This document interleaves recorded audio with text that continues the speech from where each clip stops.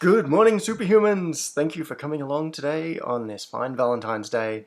First, I acknowledge the traditional owners of this land. I pay my respects to their elders, past and present, and to Aboriginal elders and peoples from other communities that may be taking part in this live stream today. So, there are a couple of things I've got in mind for today, and as in the comments, where was it? James O just said in Discord, just plug in the scope instead, we'll watch the traces for a couple of hours. We could do that. That is a particular squirrel that we can chase. Audio is okay, it looks like I'm streaming. Am I?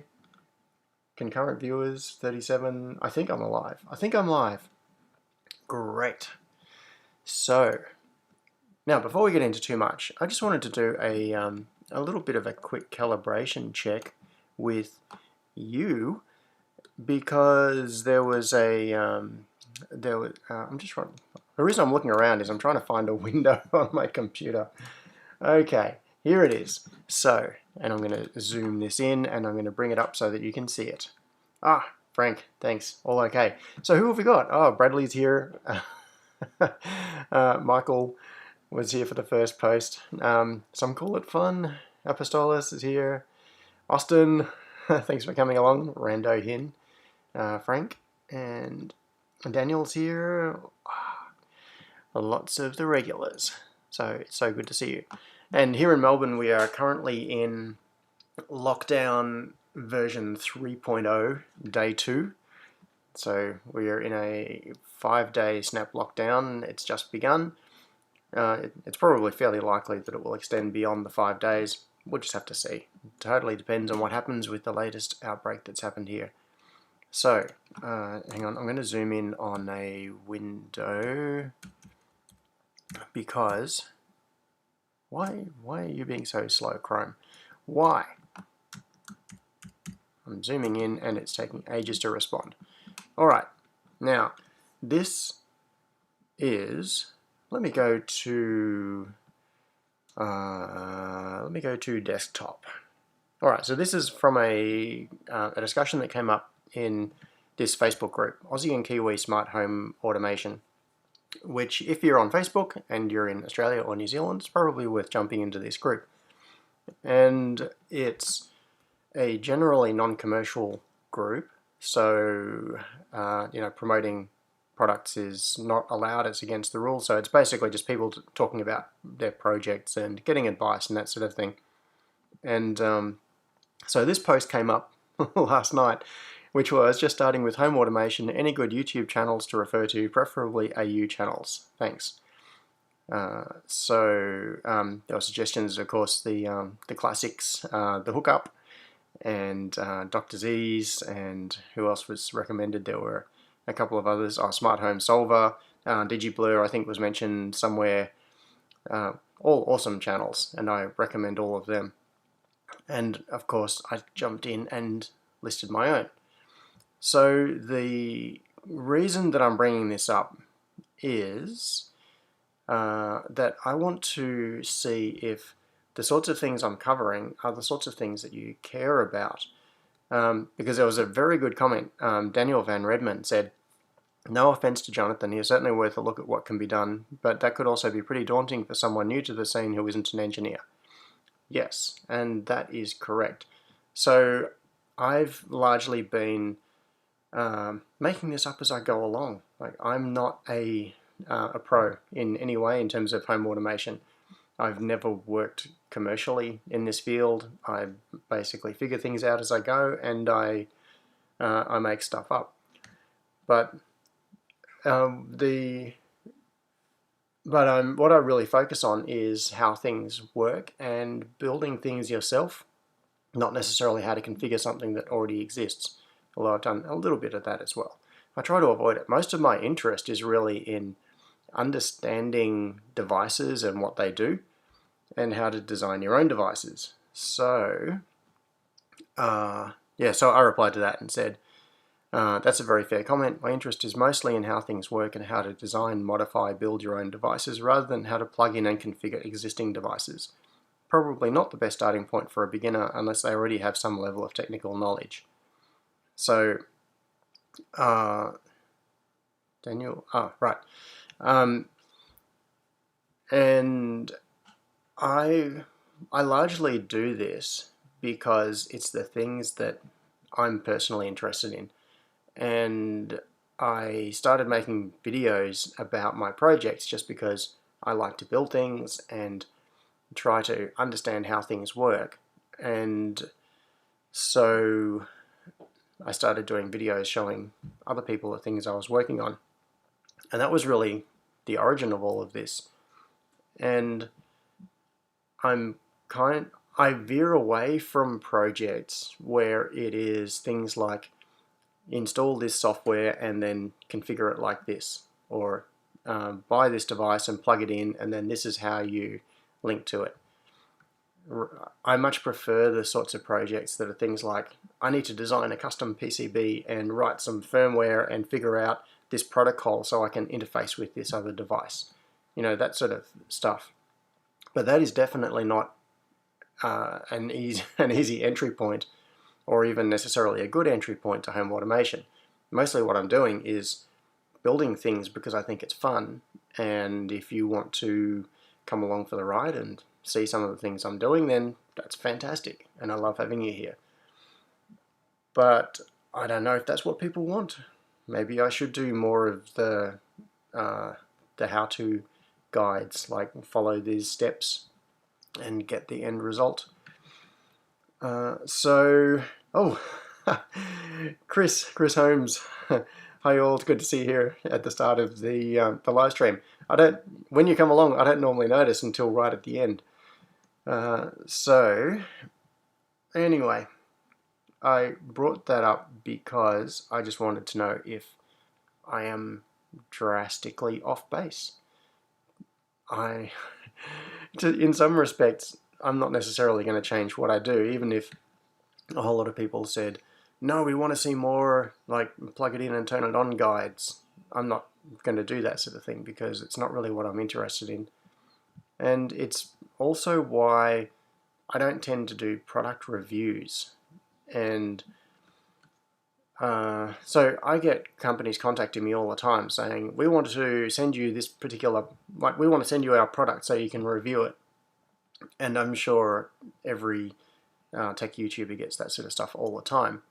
And I either just ignore the requests or say no, or a couple of times that sort of thing has been suggested and I've agreed to it, and then they've sent me the product, and then I can't figure out a way to make a video about the product that isn't just a review, and then I don't end up doing anything. I've got a couple of things sitting on the shelf up here that are still in their boxes because they've been sent to me for reviews, and it's just not, it doesn't suit what I like to do. If I could find a way to take a product that is sent to me and integrate it into another project or modify it in some way or extend it, you know, do something that's not just this is a new thing and this is how you use it, then I would probably do it. So I've kind of tried that sort of thing and it doesn't sit well with me. It just doesn't really work for me. So anyway, what I have ended up settling on is more of these are my projects and this is how you can do it too sort of approach. And well, Bradley said, I feel like the beginner off-the-shelf stuff is already covered well elsewhere. I like the engineering and DIY content. Cool. That is the sort of response I was hoping for.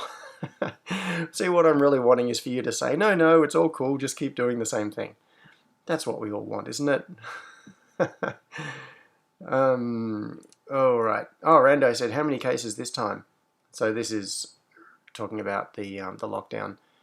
I haven't looked at the numbers today, but it's pretty small. Like Victoria or Melbourne, Australia in general, is doing incredibly well in terms of the virus. I think we got up to 13 cases in Melbourne, and like 13 active cases is enough to shut down the state and make everybody stay at home. Whereas in many places around the world, 13 cases would be, oh yeah, that is that's the number of cases in my block or in my among my direct friends. Yeah, not very many. Yeah. Okay. Our family plan said the squirrels are the best thing. Love your stories and projects. Cool. Yes, I like to chase the squirrels.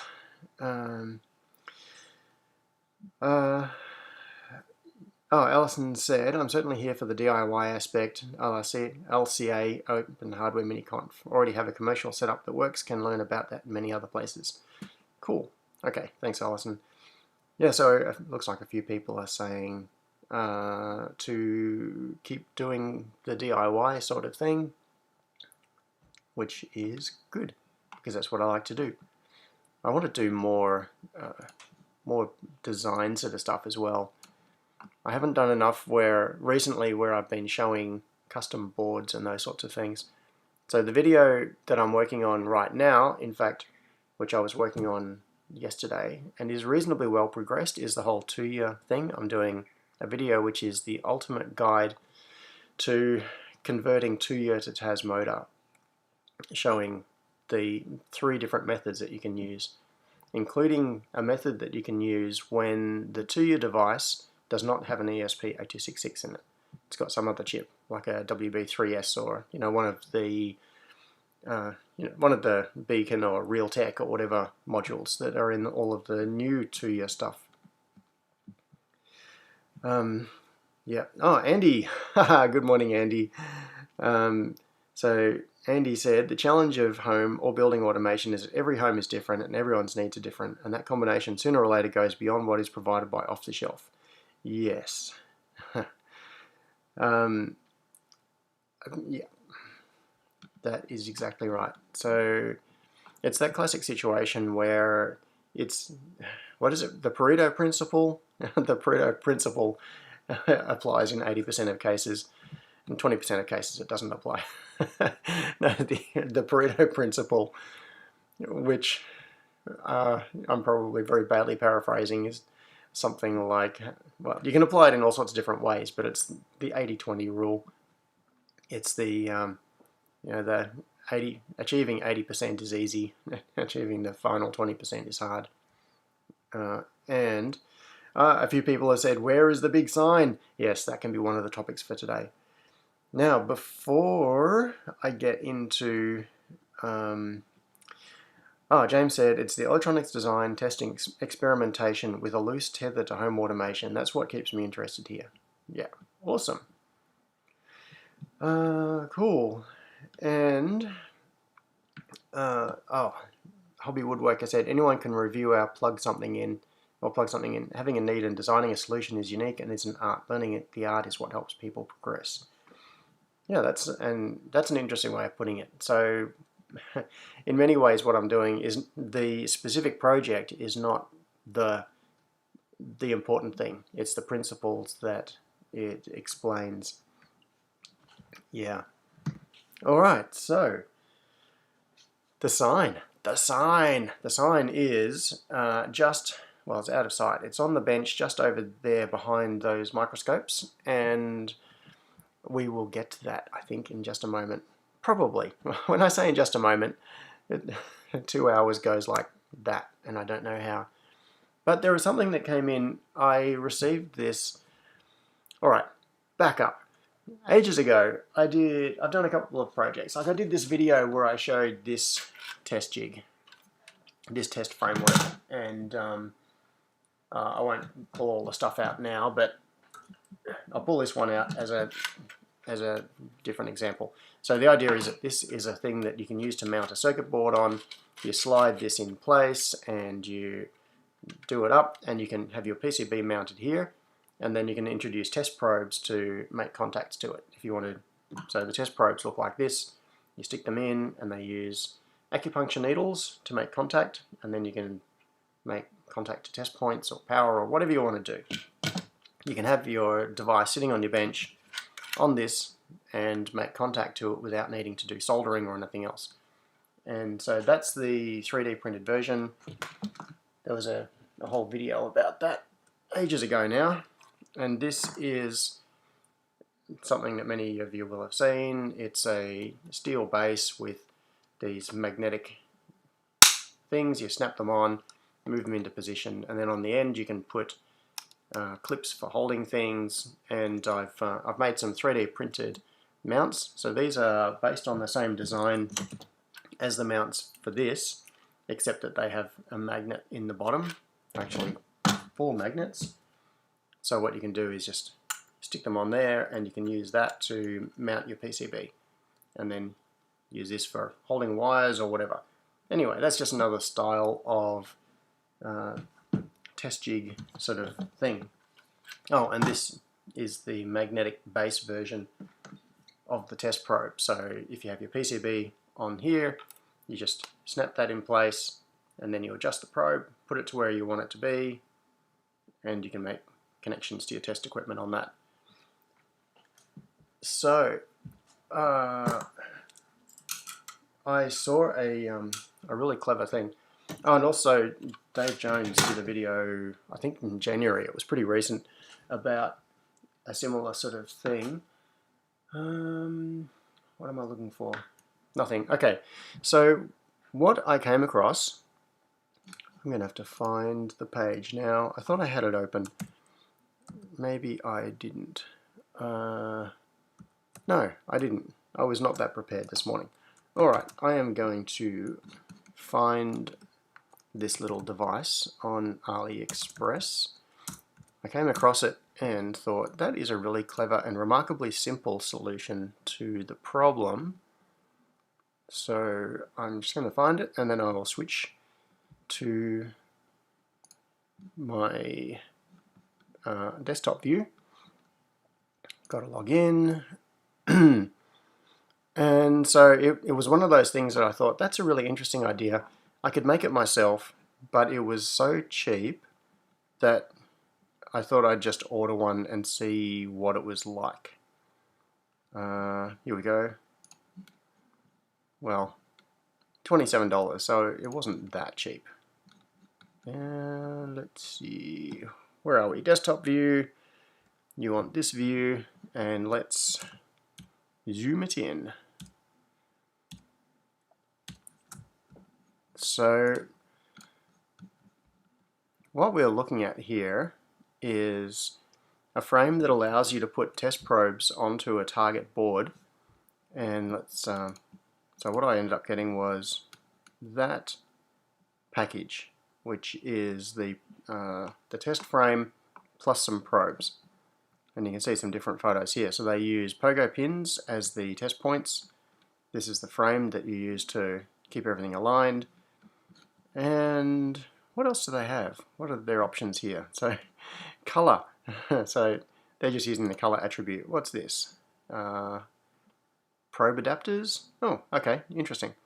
So they make some probe adapters. You can buy the frame with the probe adapters, which is $72. So that's significantly more expensive. What is this $149 thing? Something totally different? K-tag.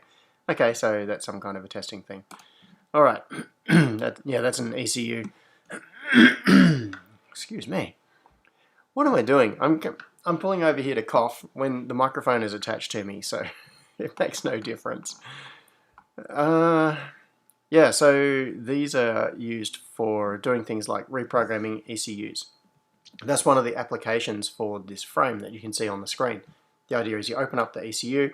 ECU is electronic control unit, so something out of a car. Like if you wanted to do something like remap the the fuel injection or whatever, then what you do is you put the ECU under the thing, you put the probes in place, and you can then connect your programmer and you can reflash it, do whatever you want to do.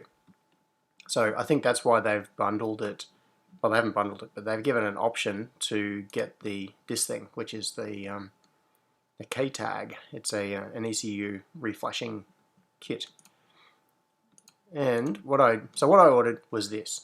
Now, if you look at that, it's remarkably simple. It is a couple of pieces of extrusion, and hang on, let's see if I can bring this photo up. No, why doesn't, I don't know. I don't know what's going on. Maybe it's just because oh, there we go. Alright, so you can see that it's a bit of laser cut plastic, probably acrylic or something like that. There are some bits of extrusion with angle brackets, and it's got a little plastic cap in the end to make it neat. And there's a screw that goes through the top of the plastic to hold it in, and some probes that you put through the holes and make contact with whatever your target board is. So, oh, and one thing that isn't really obvious from this is there is a socket in the corner there, and there's an LED strip that goes underneath to illuminate the target board. Anyway, I looked at this and I thought, that's really cool. I could get some bits of extrusion, and I've got some leftover brackets from building 3D printers.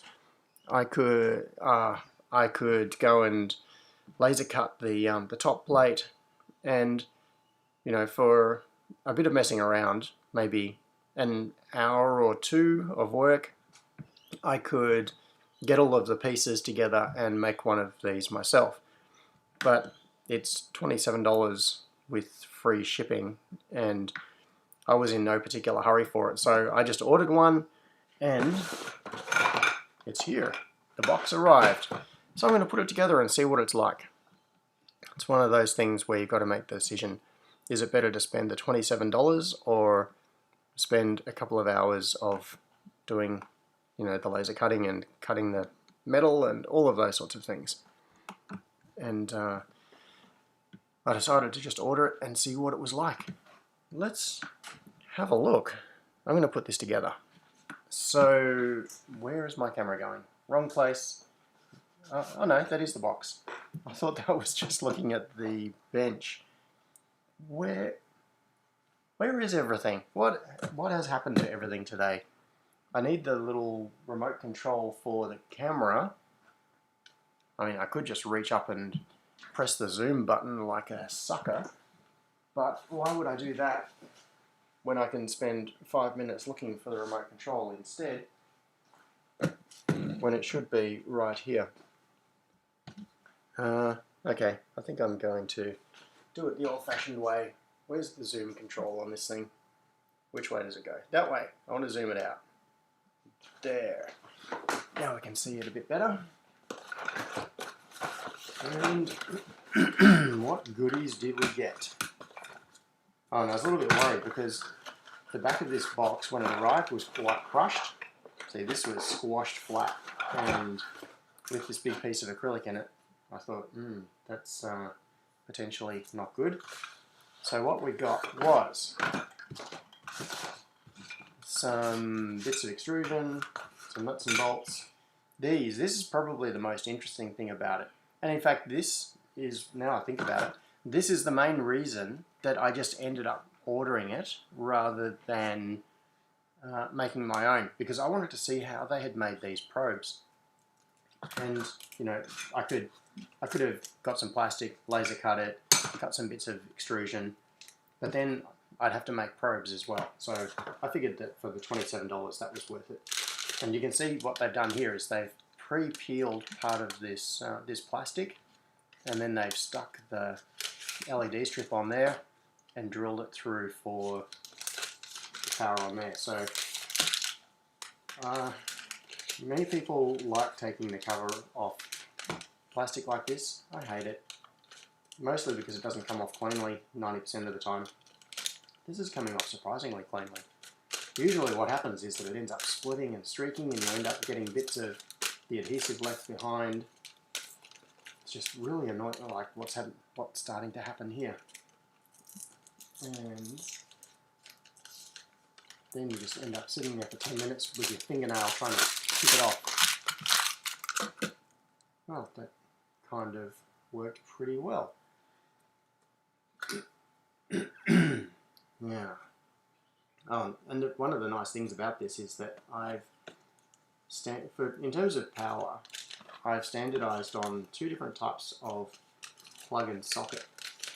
For many, many years now, I've used 2.1mm DC jacks pretty much everywhere because they are cheap, they're ubiquitous, oh, look at this. It's oh no, that's all right. I thought maybe it had cracked the plastic when it was cut. I think this has it been drilled or laser cut? I have a feeling it might have been drilled. They've just done this on a CNC machine. I don't like that they put the connector down through the paper. That's going to drive me nuts. My OCD is going to really... I might end up having to undo the nut to lift the connector slightly so I can get that paper out from underneath it. Annoying. Okay. So anyway, that's right. What I was saying was, I have, like right here for example, this is a 2.1mm DC jack on the end of a wire, and it's outputting 12 volts. This is actually connected to the, what I did was put connectors on the back of my PC. So my Ubuntu machine, which is under the bench, like PCs have got big power supplies in them. They output 12 volts and 5 volts. Very useful things. So I've got connectors on the back of the PC, and then I've got cables that come up and are distributed on the bench. So I've got a few of these lying around. So if I ever need to do something like power up an Arduino, all I do is pull this out, and I've got 12 volts with plenty of amps, and it's on a 2.1mm jack. So I just plug it in, and away you go. Now, they supplied this with a 2.1mm DC jack. So if I plug this in, we get illumination. That's cool. So that will go over the top of the board and allow it to be very easily seen. That's a nice little touch. So how do we put this together?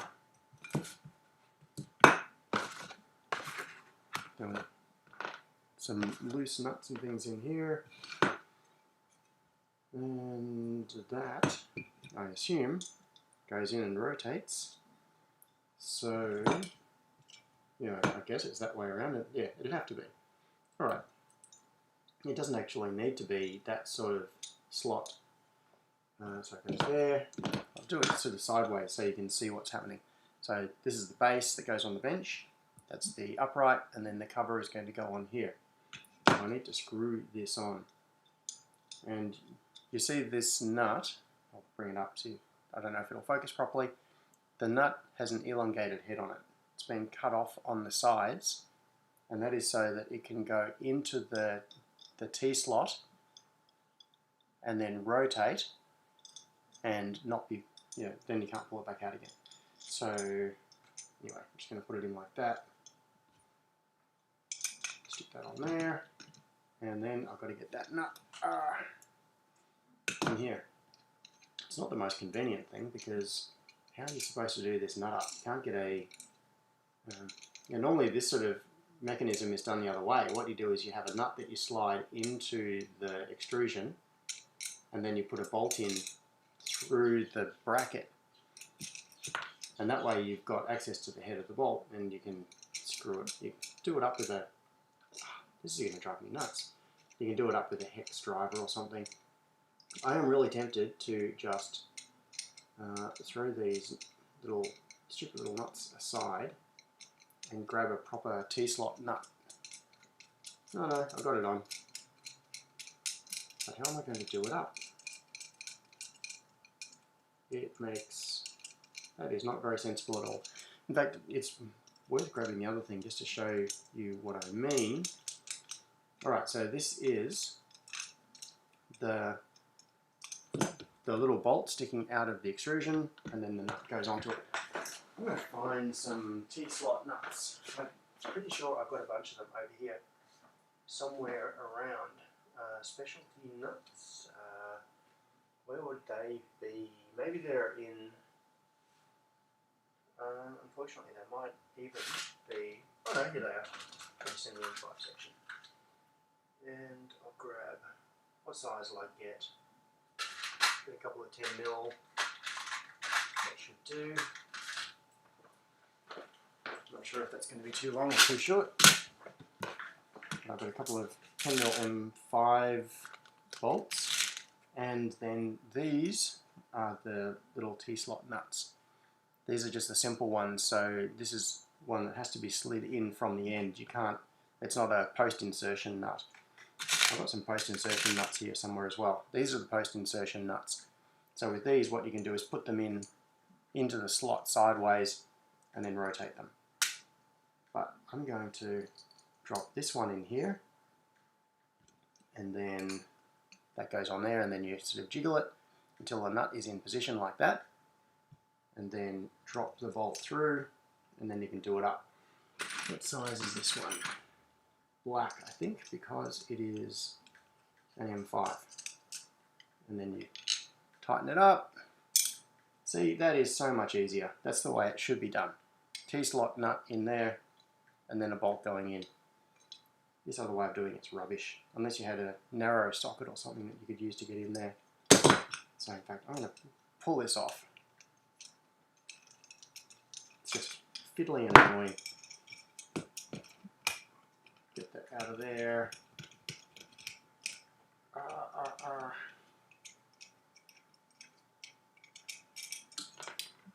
And chuck another T-slot nut in here and put the other side together.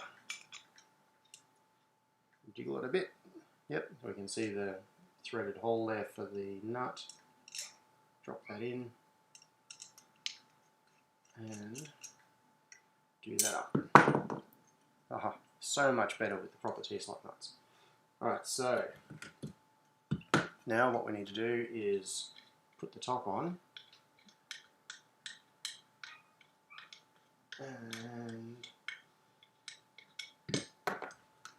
put those aside. It would be much better if you had a sort of perspective view. At the moment you're looking straight down from that camera. But what I'm going to do is I'll just do this up and then I'll hold it at a better angle so you can see what's going on. Alright, so I've screwed that one on. Now I need to screw on the other side. Probably need to zoom out a bit more because this is quite large.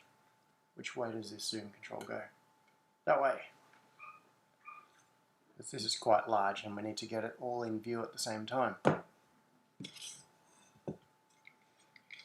Now, Alistair De Silva posted, I posted this on Facebook because I was, and on Twitter, basically promoting this live stream, and Alistair asked why I didn't laser cut the whole thing, and I didn't actually make it clear in that post that this is not my design. It was just something that I bought from AliExpress.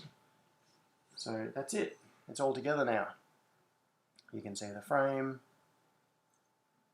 and I'll plug power back in. So we've got illumination. So what we could do now is put that, like, say that Raspberry Pi was what we were wanting to do some work with. Just sit that there, and we could make connections to it. Sorry, so Alistair asked why I didn't laser cut the whole thing. And that is a perfectly valid way to do it.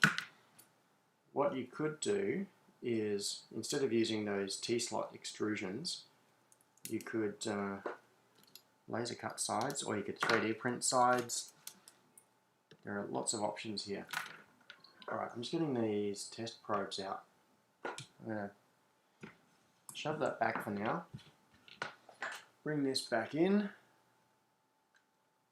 this way, because these probes are interesting. I wanted to have a good look at them.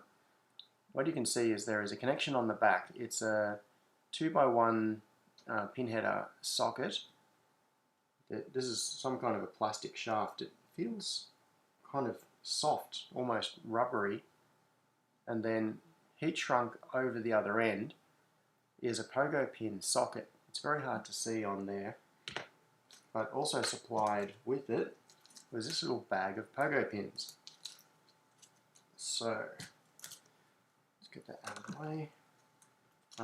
Pogo pins are little spring-loaded test pins with typically with a sharp point on it, but you can get them with all sorts of different tips. So if I'll hold it like this so you can see it, and then I'll grab the end and push, and that's not going into my finger. It's like one of those magic sword illusions. I'll do it with my fingernail because that was stabbing me. You can see that I'm pushing it in, and that's because the point on this is spring loaded, and you can push it back inside the little enclosure. Let's have a look on this. Get some microscope action happening. Alright, where are we?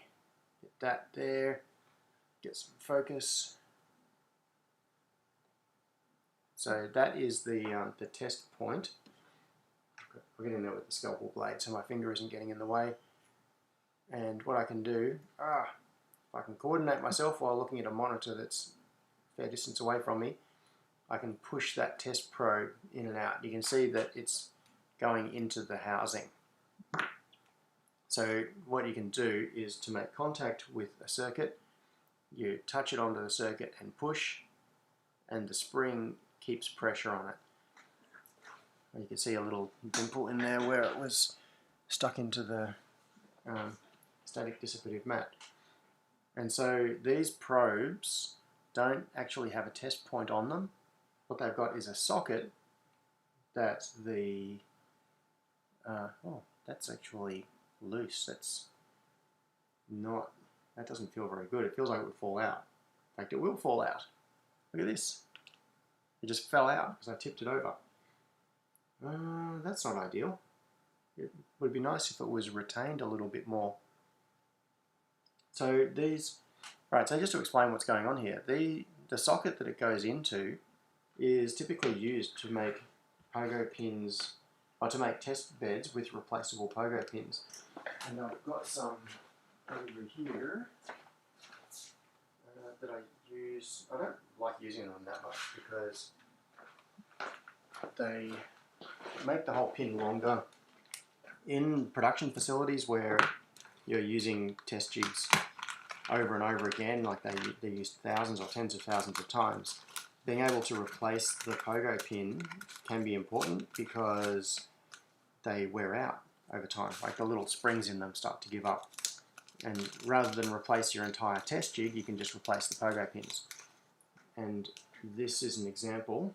So what I've got here, these are P75 pogo pin holders. So P75 is just the size of the pin. I think it's a 0.75mm pin, something like that. And so this, you can see it's got a solid pin sticking out the end here, and then this is a little tube with a hole in the end. So your test probe goes in there and it's held in place. So what you do is build the holder onto your test jig, that gets soldered into place, and then the test pin just sits into it. And then if your test pins start to wear out, you unplug them, grab a new test pin, plug it in, and then your whole test jig can just continue being used. So I think what they've done is they've used these holders and they have mounted them in the end of this little test probe. So just inside there will be one of these holders, and then it's soldered to the wire that comes back up through here to the connector at the back. But the difference is that these test pin holders, when I put this test pin in, it makes a firm connection to it. You can see a little dimple just here, and I think that's how it's doing it. There's a mechanical grip in there, so I could turn that over and shake it. That is not going to come out. I've got to grab it and pull it, and you can feel that it's quite difficult to pull out. But when I stick it into this, if I can do that, that is, it's feeling kind of floppy. It's loose. And if I tip it, it falls out. So that's not great. It's okay. What we could probably do is put a little bit of heat shrink over it just to bond that in place. If I got a short bit of heat shrink and overlapped it, it would... Heat shrink normally only recovers to about 50% of its original size though. I might have to take a couple of bites at it. What we could do is put a small bit of heat shrink onto... actually, this is an interesting way of color coding it. One thing I like to do with test probes is color coding them so that when you're using the test probe on, whatever device it is that you're testing, when you're looking at this end of the probe, you know absolutely for sure that you've got the right one. So I'm going to chuck a little bit of red heat shrink on that before I even get any further. So I'm going to start by, in fact, I don't know if this is going to work, I might not be able to fit it, but what I'm going to do is put a bit of red heat shrink over the pin. It doesn't go up as far as where the point starts, it's just over the body part. Grab some hot air and shrink it on. Now with this, what it should do is bind it together a bit, but without actually making it too hard to get out again. So I'll shrink another layer on. What I'm going to do is build this up in a couple of layers to make it thicker. So the reason what I'm doing here is the difference in thickness between the shaft of the pogo pin and the outside of this is too much for heat shrink to recover. So if we put a piece of heat shrink directly across from there to there, if it was big enough to go over this, it wouldn't shrink enough to grip onto this. So I'm building it up first with a couple of layers of smaller diameter heat shrink just directly onto the test pin. So this is the third layer of heat shrink, and I'm using red so that we can see which probe this is. Because typically what you would want is, well, fairly commonly what you want is probes for power and ground, and then probes for whatever your test signals happen to be. Now, is that going to fit? I might need to go one size, no, got to go one size bigger. I'll go up to 3mm heat shrink. That should go over, yes it does. Nice. So what I'm going to do is cut some 3mm heat shrink and then overlap it with the main part, like that. And now when I recover that heat shrink, it will bind onto the pin, like onto the heat shrink that's on the pin, and onto the body of the probe. So now we've got a test pin that doesn't just fall out. It's secure. So I can push that, and it's color-coded red. So what I usually do is, like on my other test jig, I've got test probes that are color-coded black and red for ground and power, and then I use other colors like green and yellow and stuff. So then when I have the wire plugged in, I've got like a yellow test lead, and it's got a yellow tip on the end of the probe, and it's just super obvious which one you're dealing with. So I could do more of that now, but that is making you sit here and watch me doing something that is just repetitive. What's the point of that? Any questions so far? Let's see what's going on in the chat. Are you all off talking about your own things? You're a bit quiet over there. Okay. So maybe my audio volume is a bit loud. I mean, no, a bit low. Yeah, another type of probe. So PC Byte 20. Okay, so Johnny Bergdahl suggested the PCB-ite. I've always said them as PC Byte. I don't know which is correct. PCB-ite or PC Byte probes. And this is a different style. So this is the type that was featured on Dave's video a little while ago. I'm just bringing this up, and I'll switch to desktop so you can see it. Here we go. Okay, so this is a different type of probe. So the PC Byte system is this magnetic plate, so some kind of a steel plate with these little clips on it, and the clips are spring loaded. So what you do is you push down the shaft and then clip your PCB into it, let go, and it holds it in a spring loaded way. And these test probes use gravity, so they've got a I think there's some weight in it just here. The particular probe tips are set up for things like, you can get different types of tips for things like oscilloscopes or logic analyzers or a power connection or whatever you want to do. And the little gooseneck here is kind of loose. They're not stiff like normal goosenecks where you bend them into shape and then they hold it. It kind of holds its shape, but there is weight in the end here. So you put it onto the test location and let go, and the weight pushes down on the pogo pin. So there is a pogo pin right in here where it makes contact with the circuit board. And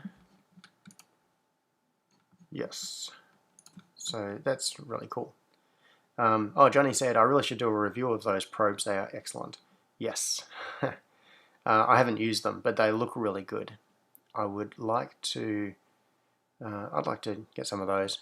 They're pretty expensive though. So PC Byte kit with 4 probes and test wires, 119 euros. And Echo, what is 119 euros in Australian dollars? 119 euros is about 185 Australian dollars and 79 cents. Yes. That's actually not too bad. Yeah, well, it's enough though that it certainly isn't an impulse buy. I would have to stop and think very hard before I spent $190 on something like that, but it does seem good. Yeah. Oh, Riosmos said, those BDM probe adapters are for working on ECUs from cars. So is this the entire product? Yep. And Michael has said, CAN bus is fun. You can make vehicles do weird shit. Yes, you can. And CAN bus is also frustrating and complicated, and I've spent way too much time bashing my brain around it. I've done a few CAN bus related projects, and it's one of those things where it feels like I haven't quite got it yet. I've designed probably about 10 boards so far with CAN bus on them, and done a fair bit of writing firmware and things to use them as well. And so the wheelchair control system that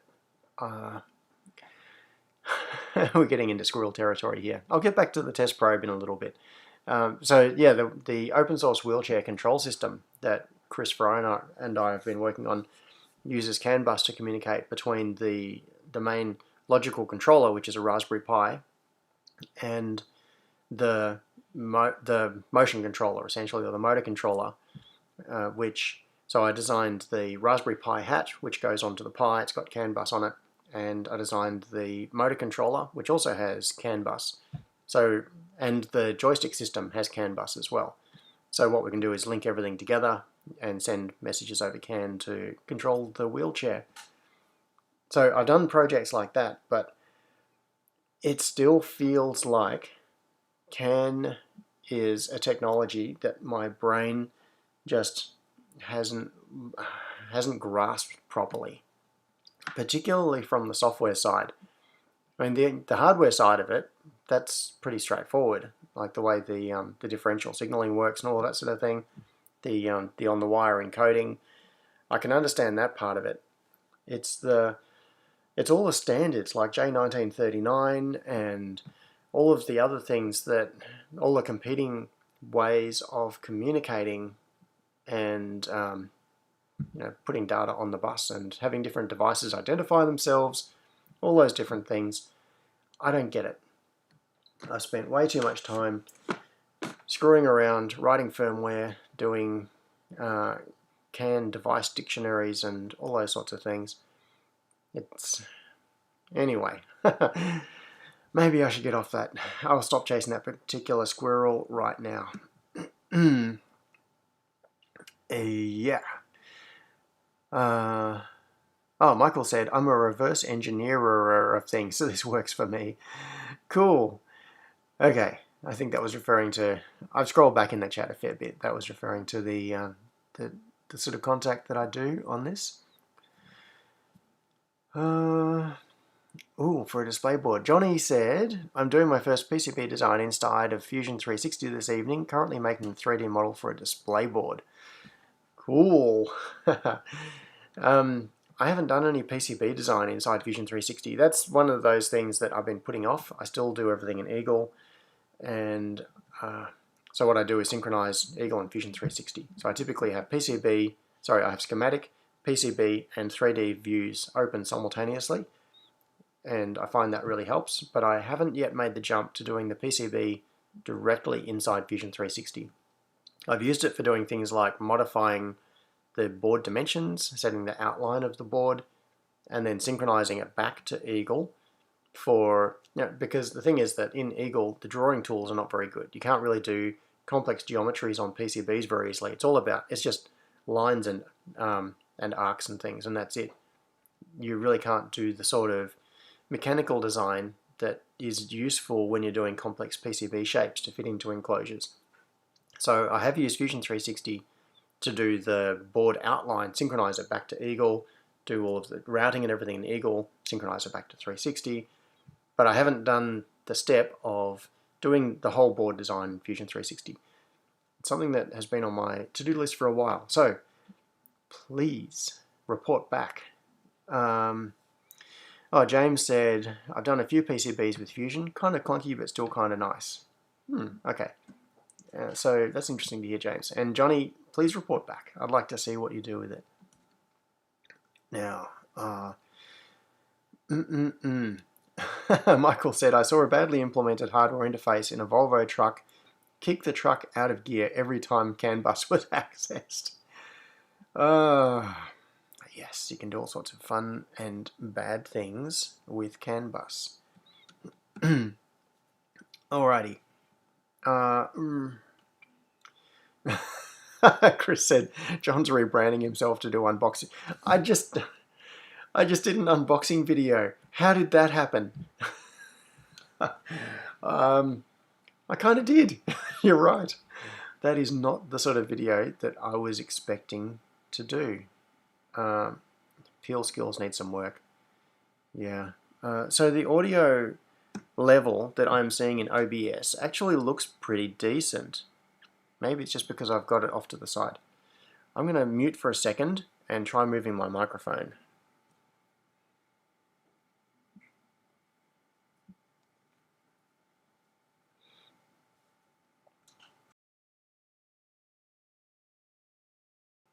And unmuted. Okay, so maybe the volume is a little bit higher now.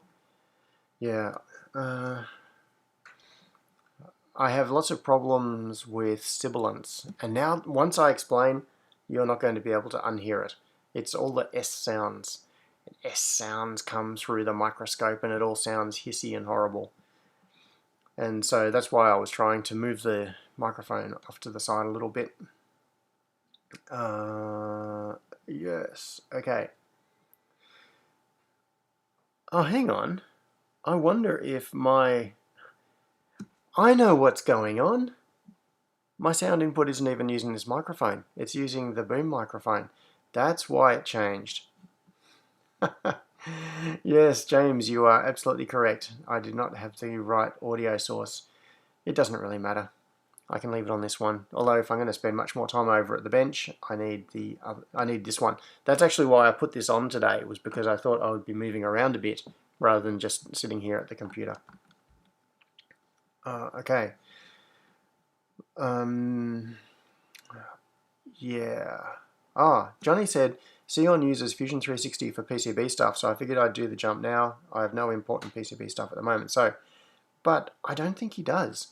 I think he still uses Eagle, and so Xeon is unexpected maker, and maybe if he's here he can correct me on this.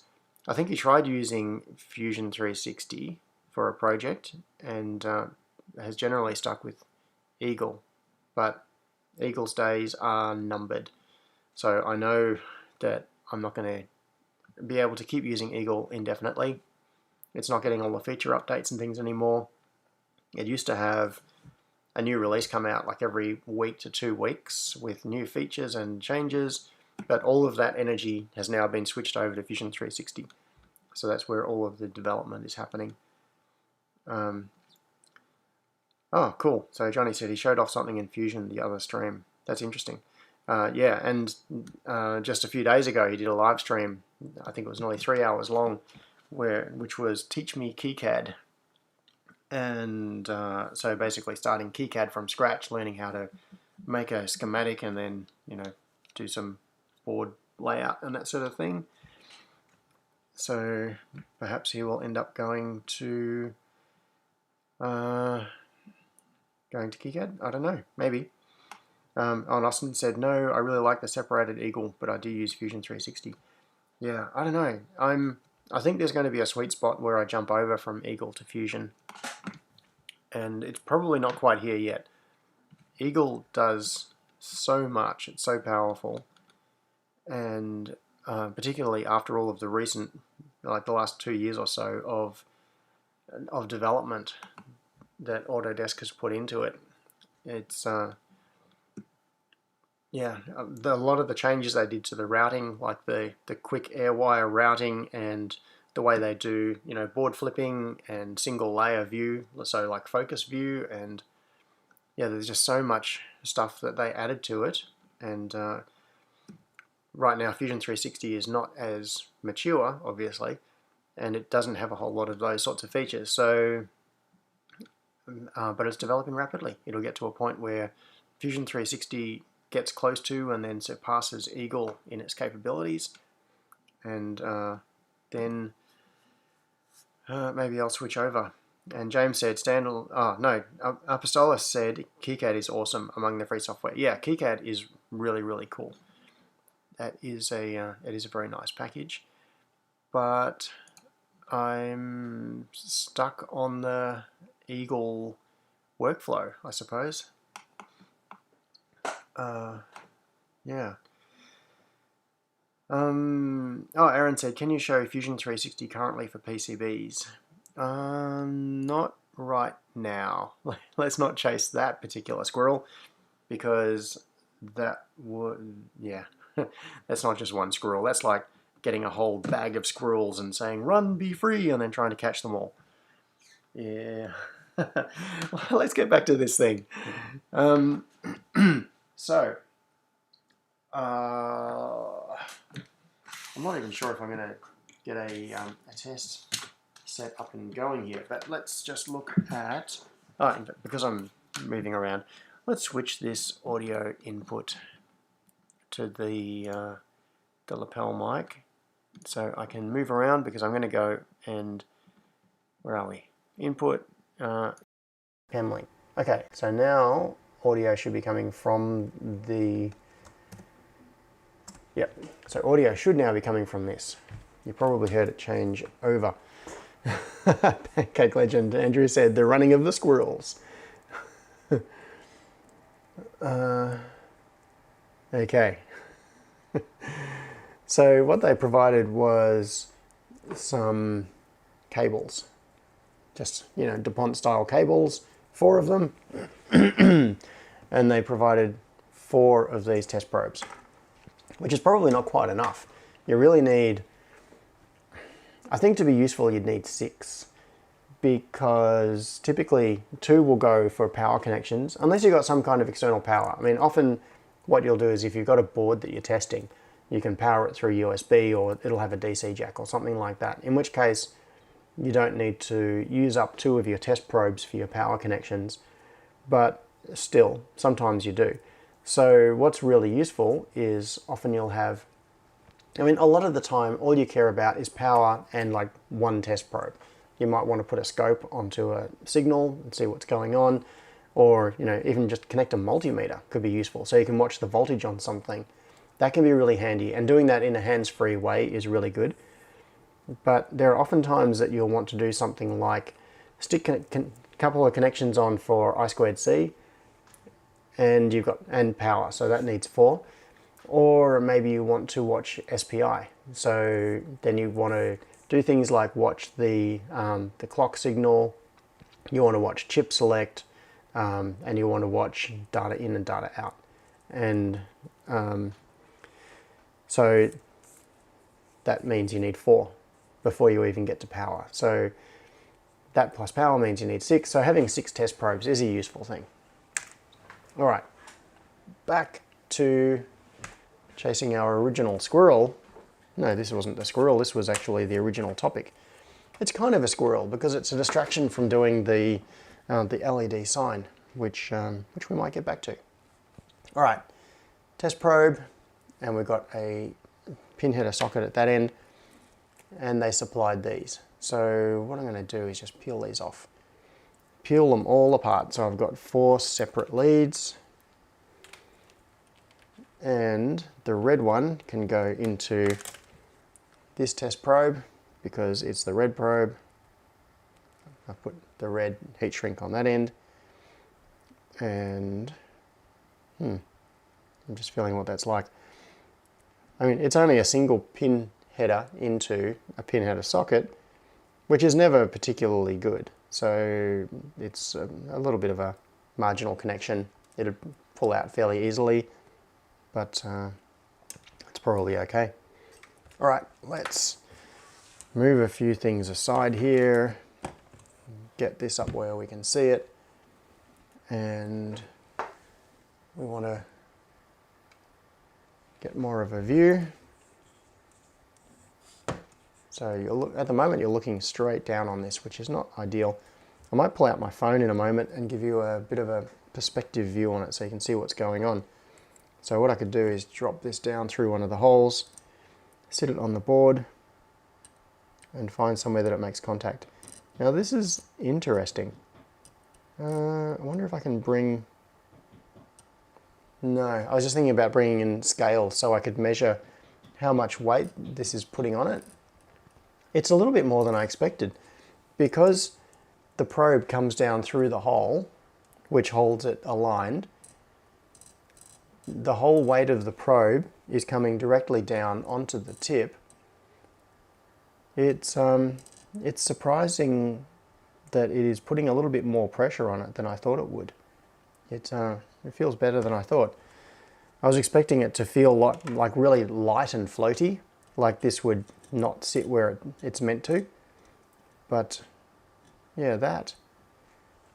I could stick that in place, and what are those? 0402, 0201, I think, parts. So I can stick that on the end of that capacitor, and it feels like it's just going to stay there. Or I could stick it on the back of that HDMI connector. Now, one thing that would be really useful here is being able to do this under the microscope. And this is just not going to work for that because the structure here totally gets in the way. There's no way I could get the microscope in to view where the probes are going. And that is actually kind of a limitation of this. What would be interesting is a version of this that has a cutout for the microscope head. So what this could do is slide around the microscope, and then you bring probes in from the sides and be able to see where it's making contact. Just for a little, as a bit of interest, let's switch over to the microscope, and I'll bring this probe in, just holding it by hand so it's not in the frame or doing anything useful. Hang on, I can simulate this. Let's get this soldering iron out of the way, and no, I'll do it from this side. Okay. What I'll do is bring this in as close as I can, and where is a point that we might want to make a contact with? Right, so there are some parts there. Those are those large capacitors that you can see there. Those, I think, are, hang on, which ones are they? Those would be 0805s at least. The littler ones just up the horizontal capacitors, they look like 0603s. Let's get some focus happening. So what I mean is these ones here, those are 0603 parts. These ones are probably 0402. No, I'm not sure. I need to recalibrate my eyes. What size? Yeah, these ones, I think they're 0402. So if I wanted to make a connection, these transistors are actually quite small. They're surprisingly small. They're in a very small package. It's not 23s, they're smaller than that. So if I wanted to make a contact in here, well, you can see, hopefully you can see the probe of the pogo pin. You know, I could bring it in on this resistor, or this one.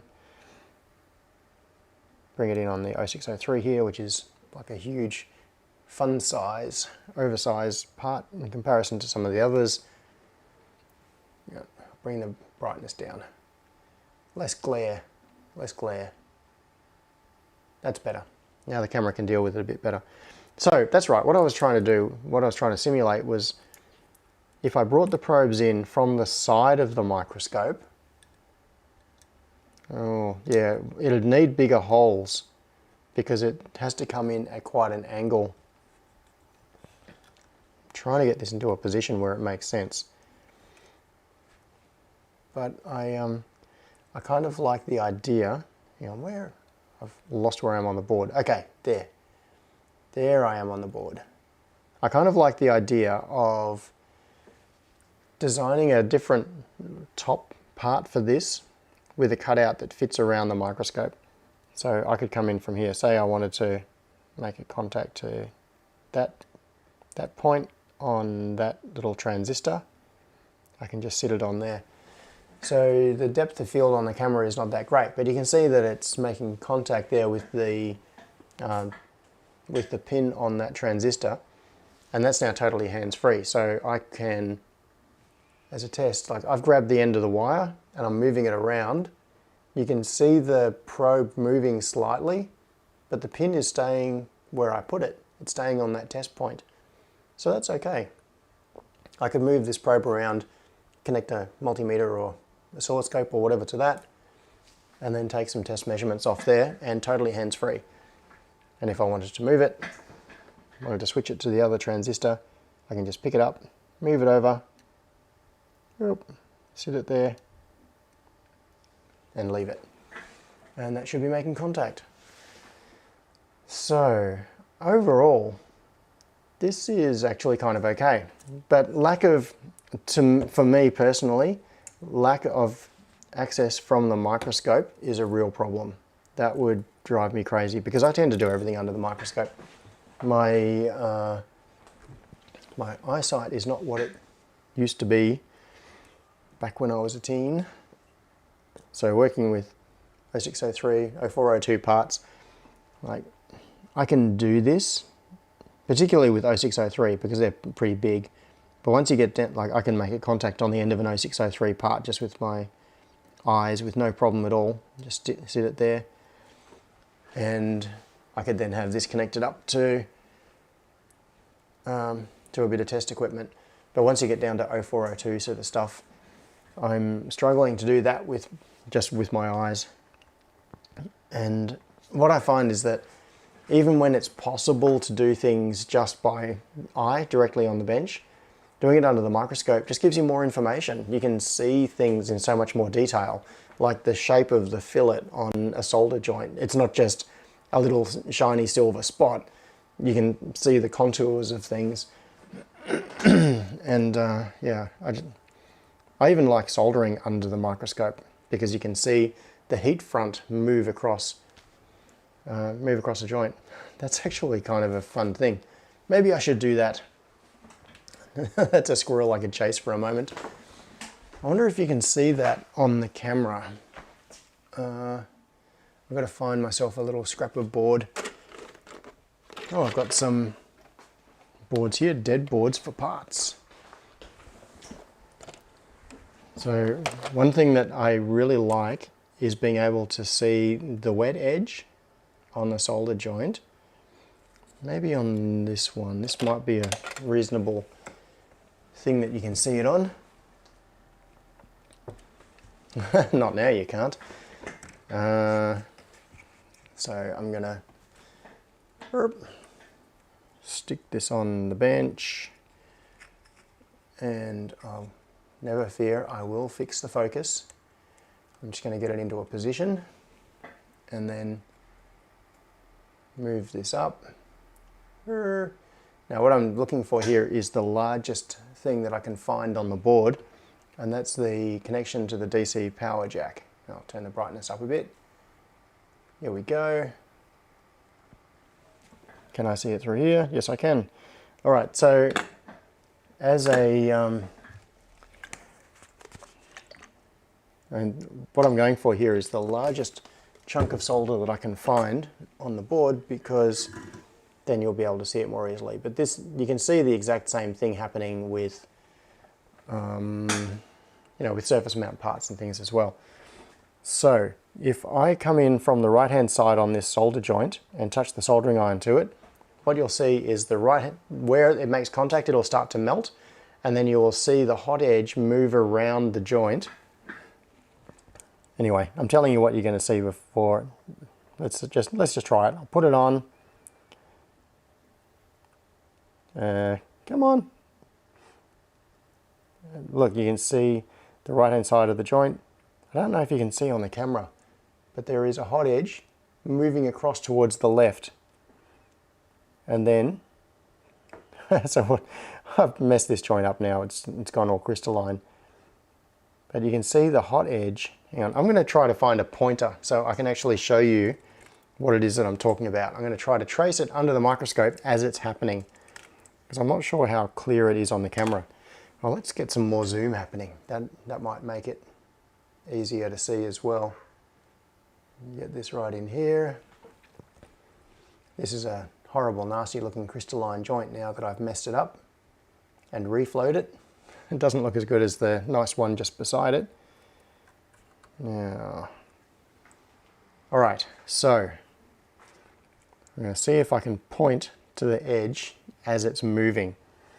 So I come in on the right hand side, it starts to heat the joint, and you can see the molten edge is where my pointer is. It's moving across, moving down. You can see it coming down this part. This bit here is still solid, but this bit is molten. Down there, it's still solid, and it's got to there. So you can see the heat move across the joint and see it melt from right to left. I don't know if, yeah, Mike said was a nice joint. Cool. And Cable Tie said we can see it okay. Yes, Michael said we can see it. Chris said extraction fan on right now. No, it's not.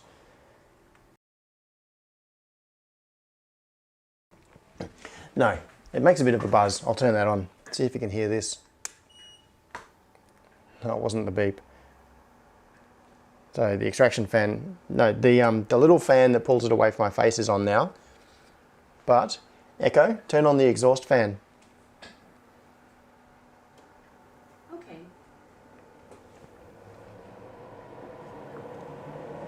Now I'm sure you can hear that. That's annoying. So when I have that running, I don't leave it running for a long time. What I normally do is reach for the headphones, noise cancelling headphones, and listen to a podcast or something, so I can't hear all of the background noise. And when that's going and the pick and place machine is going with the compressor, yeah, it drives me nuts.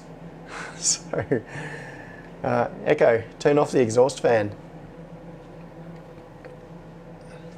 I didn't wake it up. Echo, turn on the exhaust fan. Off. Echo, Okay. turn off the exhaust fan. Okay. Yep. Yes. So Andy said, when doing this level of hardware diagnosis, usually solder very thin wires to the component legs of interest, attaching an oscilloscope and or logic analyzer probe to those wires. Much more stable. Yes. So that can be done as well. That's often what I do. So in fact, right here, I have, just sitting on the bench, hang on, I'll try and get it in the right position. This is a little bit of wrap wire. So I've got on my workbench just here, I've got wire dispensers. I've got reels of different colored wrap wire. So what I do is just pull off a little bit, snip it off, and I've got red, blue, purple, yellow sort of thing. So I can use a bit of red for a power connection. I can use different colors. and then I just clip an oscilloscope probe onto that. So solder one end onto the target board, clip a probe onto the other end, and these are just offcuts that happen to be lying on my bench right then because I had just been doing exactly that thing. So that is definitely valid, but it can also be a little bit difficult. For example, let's pick a chip. Soldering onto, I'm going to get some focus on here, and then switch to the microscope view. Soldering onto this is not easy. These are, what is it, a 0.5 millimeter pitch, I think? Or is it 0.7 millimeter pitch? I think it might be 0.5. So in terms of the size, it's very hard to get a banana for scale that's going to show you what this is like. So the distance, all right, so for reference, the distance from the center of this pin, the first one, to the center of the third pin, this one, is 1 millimeter. And then, so it's 0.5 of a millimeter spacing from the center of that pin to the center of that pin, which means that the pins themselves are like 0.25 of a millimeter wide with a space of 0.25 of a millimeter, something in that order. And soldering onto, like these ones are bridged, so that's not a good example. But if, for example, you wanted to make a test connection onto this pin here and solder a little strand of wire wrap wire onto that, it's quite hard to solder that connection on without creating bridges on either side. So in that sort of situation, if you just want to do a quick test, something like a spring test probe like this, like I can come in here and I can make a contact with that pin and not be shorting out anything on either side of it very quickly and easily. So I'm pushing that probe and I'm moving it around. It's maintaining good solid contact with that little solder pad. But for doing tests where you want the board to be set up on your bench for a little bit longer, soldering test wires in place is normally the way I do it. But yeah, it's all about having multiple ways of solving the problem, whatever is the best technique for the day and the specific circumstance. So I like having a couple of options available. All right, so what do I think of this thing? What do you think of this thing? I'm curious to know. Hang on, let's get the, I'm going to get my phone out. So I've got a little portable camera and see if I can switch to, where is it, Droid Cam, and see if I can switch to portable view. Portable, is it going to work? Come on, yes, it's working. Okay, so this is the view from my phone. I'll just back out a little bit, give you some overall perspective. So you can see the test frame sitting on the bench. I'm going to turn this off. That's the little fan that sits just behind the microscope, so it pulls the solder fumes away from my face. So this is the test frame. It's probably a little bit hard to get a sense of scale on it, but it is fairly large, and it's also fairly high above the test device here. So I'm going to put that Raspberry Pi back underneath, grab this, drop it down through the hole, and then you can locate it on the device under test. Can't get focus there, it's too close. All right, right there. So now we've got the test probe. Oh, excuse me, I've got to grab myself a drink bottle. And now I'm making you seasick, waving the camera around all over the place.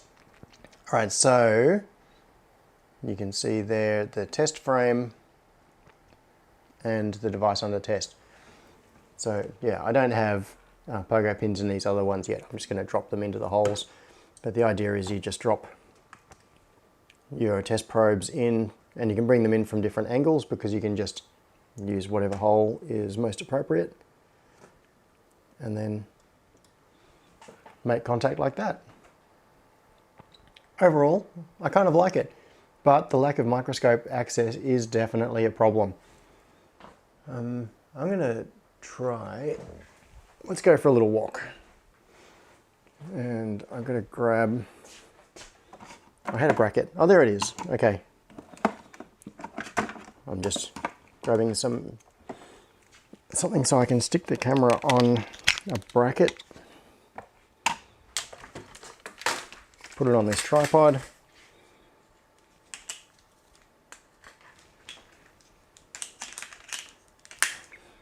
Let's mount the camera on that.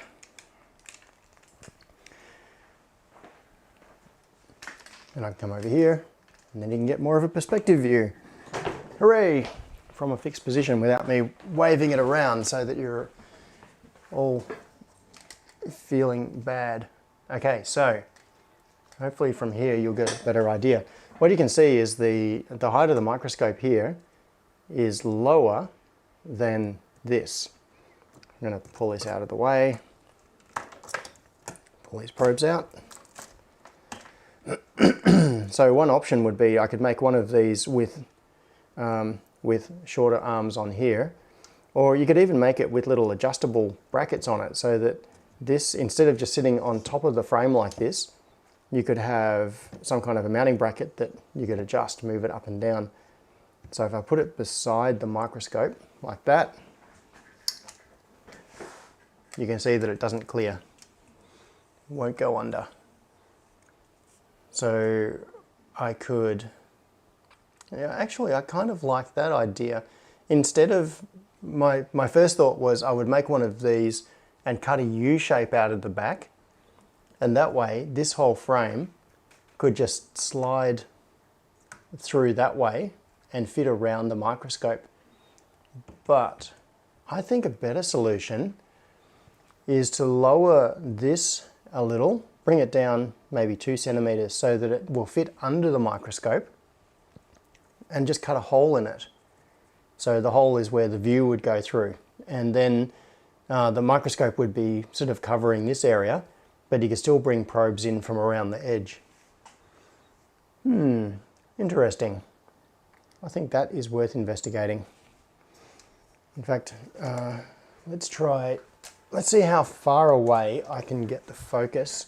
If I zoom way out on the microscope, it means I can raise it because the focal length is longer at less zoom. And now, can I get this under? Yeah, the ring light is... Oh, what? That is actually amazing. I can see really well. You would not even know. Hang on, I'm going to switch back to microscope view because that is amazing. I was not expecting it to be this good. I'm going to turn the ring light illumination down and chuck the pie under there. So what you're looking at right now is the Raspberry Pi, and you're looking through the plastic of that test probe frame. This is working out better than I expected. All right, so now I'll bring a test probe in through the frame, and I'll find somewhere that I can put it. Where is somewhere under here? Like onto the end of that capacitor. Now, at the moment, this microscope is zoomed way out in order to get this effect, but I am amazed at how good that is. So, looking through the eyepiece, if I didn't know that I was looking through the plastic of that test frame, I wouldn't even know. That's super impressive. Cool. Now I'm going to switch back to the other camera view so that you can see what I've got set up here. Move this back around here. So I zoomed the microscope out to its minimum magnification, which means that I could move it up and still have focus, get the test frame underneath it. It's on a bit of a skew there, so it looks a bit silly, but I can just rotate it. And we can see the target board, and we can bring the probes in from the sides bring it in down around the microscope.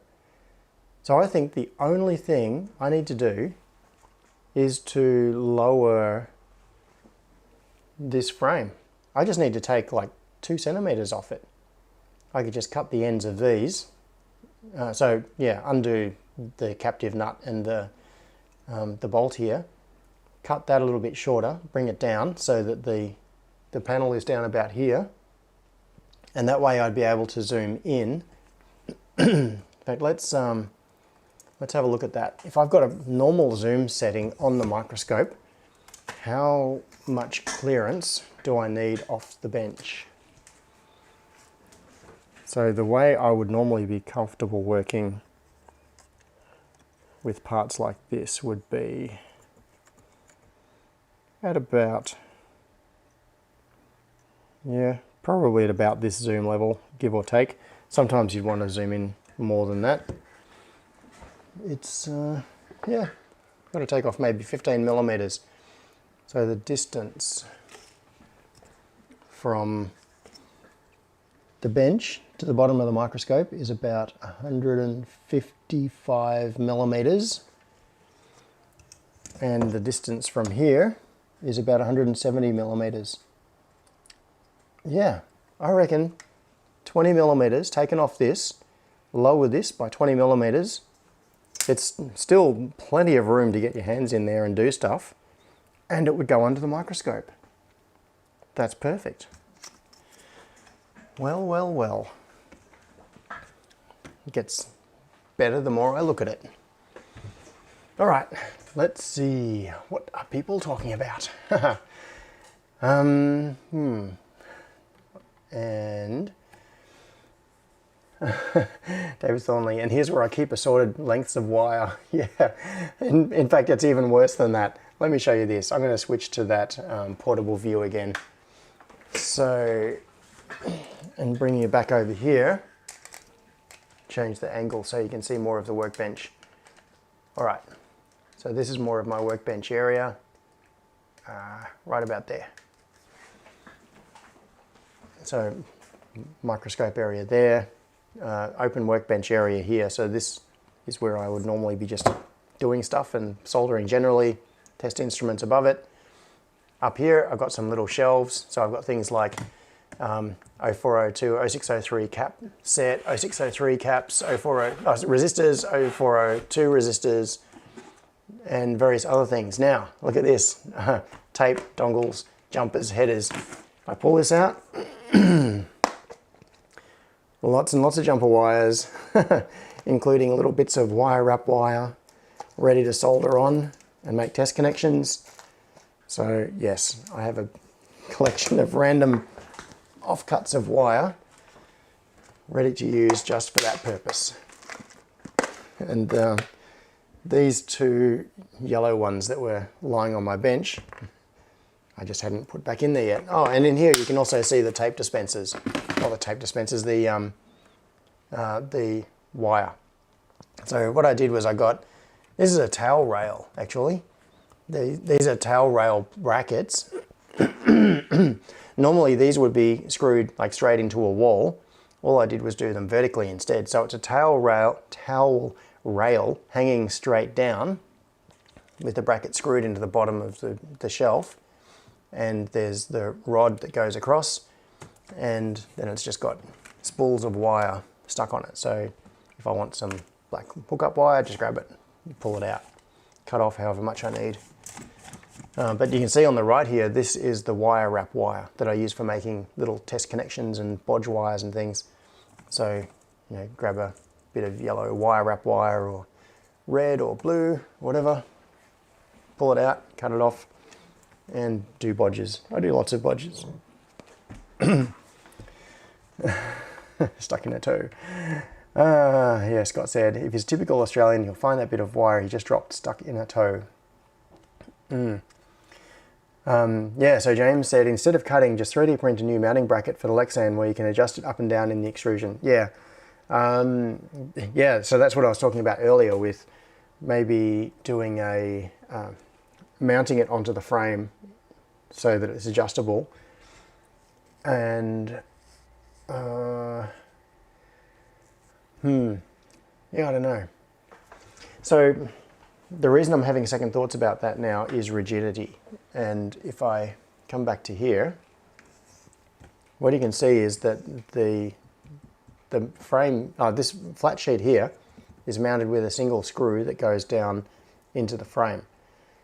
So what I would need to do is make a bracket, maybe with, what would be nice is something that was spring loaded, so like squeeze release, and then you just slide it up and down.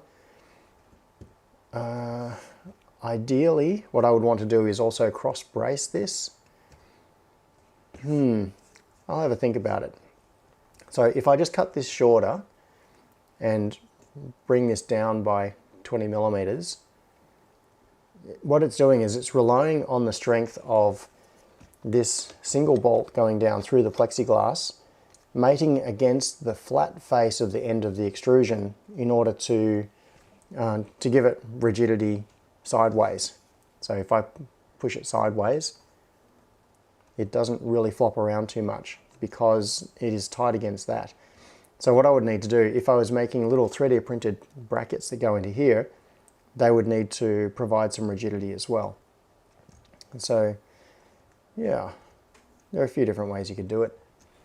Yeah, I could 3D print new sides for it, or I could laser cut new sides. Lots of options. I do think though that my simplest solution is to just disassemble this and use a hacksaw and cut 20 millimeters off the bottom of each and then put them back in. So I don't see a huge downside to that. I'd lose some height, but I don't actually need as much height as this has. Like, that's lots of space in there at the moment. And if I drop this in, you'll see that most of the length of the probe is, like if I just drop that onto the bench, normally there'd be something under there. Raising it a little, if I drop that onto there, hang on, I've got to move it so that it doesn't have the dark background. So the top of the probe is here. It doesn't come up above this frame very much. So by bringing this down by 20 millimeters, I don't think I'd lose anything. And I can't imagine a situation where I want it higher than it already is. I suppose one of the reasons for doing it like this is if you're working on an ECU, you might have the ECU in its original enclosure just with the cover off, and the whole thing will be higher. So the thing that you're working on might end up, I don't know, I'm just glancing around looking for something as a spacer. Okay, so here's my heat shrink box. Say the thing was in an enclosure and had a big heatsink under it or something, so it was raised a bit off the bench, and the actual surface that you're wanting to make contact with is up like this, then you would want that bit of extra space because you still need to have room to get your hands in and do whatever you need to do. But even then, that's a lot of space. Yeah, I'm struggling to see a downside to dropping this by 20 millimeters. It would make it much more useful for me, and I don't think it would have any bad side effects. Oh, and here you can, with this view of the bench, you can also see the wire. It's turning on and off because I'm waggling it around, but that's 12 volts on a wire. And you can also see that my little extraction fan, same thing, it's just 12 volts. The light on here, it's the same thing, it's same wire with DC plug on it, and there's one going into the top of the camera to power the camera on the microscope, and I've got one hanging here. This one's got an XT60 connector on the other end, so I can plug it into the bench power supply and do it that way if I wanted to instead. Anyway, I'm just rambling now. I don't even know what I'm talking about. Okay, I think in summary, this is surprisingly good. For something that is quite cheap and would be very easy to make yourself if you wanted to, this seems to be a good solution to the whole problem of putting probes onto a board and then being able to do things without your hands involved. I really like it. I am more impressed than I thought I was going to be. That is cool. So I'm going to cut it drop it by 20 millimeters, and I think that's going to be a very useful thing to have. It'll probably end up ooh. So there was a comment from a comment in Discord from UEP who said, before I cut things, you can just prop up the board underneath with some extra layers. Yeah, but that doesn't let me get it under the microscope. Oh, hang on. Yes, it does. You are absolutely right. Because I could prop it up and then the microscope focus is higher. So what I could do is I could actually have a base under here that the board sits on. So if there was something, how thick is that extrusion? Is that 20 mil? It would be. Yeah, it's 20 millimeters. So if I had a piece, I'm just looking around the room, seeing if I've got something obvious and easily accessible. And I think I might just over there. No, it's not what I thought it was. But yeah, I could just put a base on it, and then that would raise whatever the device is, which brings up the focal point, which means the microscope would be higher, and it's generally good all round. Thank you for that suggestion. That is lateral thinking. I'm still looking around trying to find some way of quickly mocking this up. Okay, now this is a really bad example because I'm using steel rulers here. I've got a couple of steel rulers, but imagine, for example, I just cut another piece of plexiglass or something and sat it on the frame here, and that became the work surface. Then the board that you put in goes there, and then the focal point for the microscope is to that surface. It's not all the way down to here, which means the microscope would just come up a bit higher, and then everybody would be happy. Let's bring that up. I'm gonna raise the microscope, move those out of the way, bring that across. Now, super bad idea, of course, doing this with metal rulers. This is just to try to figure out if the geometry is going to work. So I'll bring that down, and I'll switch to the other view in a moment. Ooh, this is working. Still got maybe 5 millimeters of clearance under there. Okay. So microscope view in 3, 2, 1. And a bit of focus adjustment for the camera. Which way does it go? That way, I think. Okay. So that is zoomed in a bit more. That's a comfortable sort of zoom level where you can see the joints easily, and but you can still see enough of the board to be useful. That's the trade-off. The more you zoom in, the less of the board you can see. And with everything, with that sitting on that base, that works pretty well.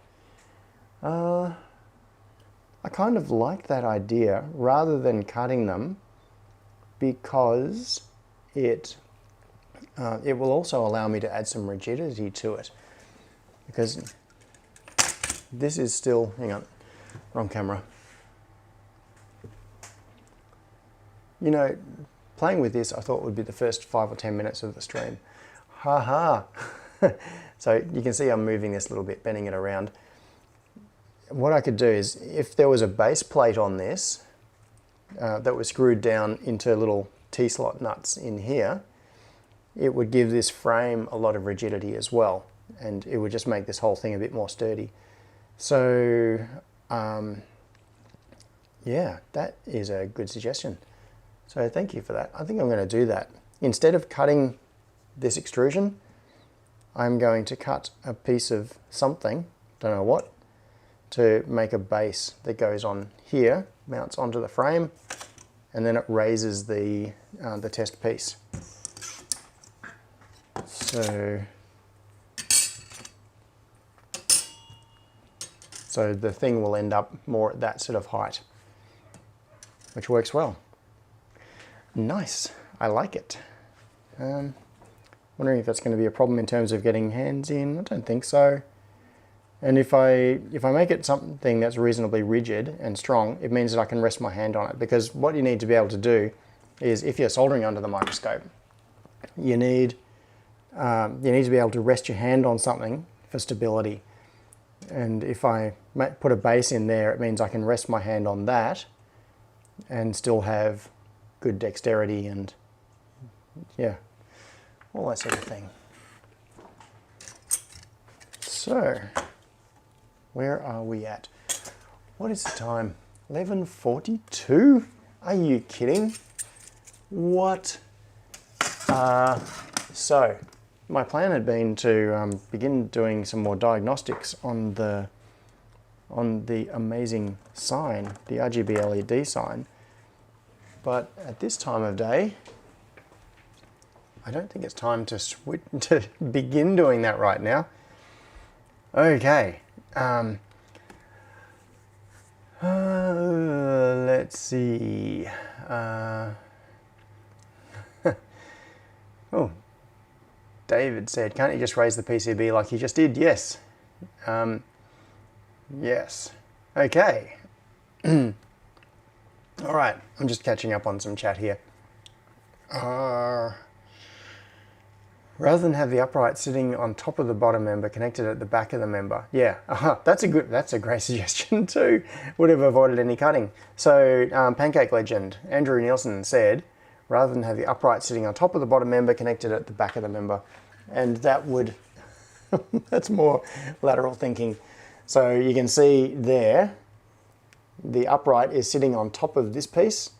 If I just loosened this bracket and undid it from there, slid it across, I could then put this behind the horizontal piece. So it would go across and then the bracket would go up, which would also drop it by 20 millimeters with no cutting required. Yes, that is a good suggestion. Scott said, never knock a board with pin headers onto your chair when you go for a beer. Yeah, that goes double for a packet of pogo pins because these things are razor sharp. Yes, so no hacksaw required, and Chris Holmes confirmed Pancake's idea. All right, cable ties, it's time for the sign. No, it's like 11:44 right now. I'm not going to get to the sign today. I would,